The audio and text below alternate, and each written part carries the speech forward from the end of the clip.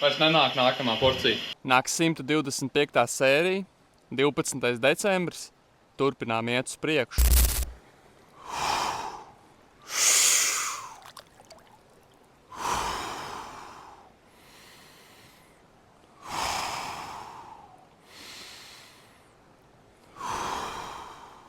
Nepiešķir lielām problēmām vienu nosaukumu.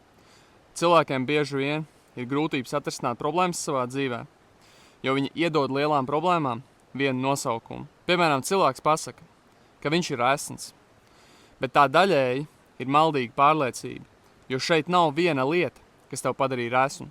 Tās ir daudz mazas lietas tavā dzīvesveidā, kas tev padarīja esnu. Es vēlos, lai tu paskaties uz to šādi. Atrod jebkuru lielās problēmas nosaukumu, kur tu uzskati par traucēkli savā dzīvē, un pajautā sev, vai tu šo problēmu vari sadalīt 10 mazākās problēmās.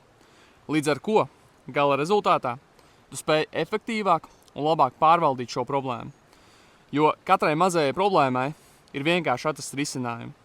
Tāpēc atrod to dzīvē, kas tev neapmierina, sadali šo problēmu sīkākās daļās un palēnām atsakies no tā savā dzīvē, kas veido šo lielo problēmu par realitāti.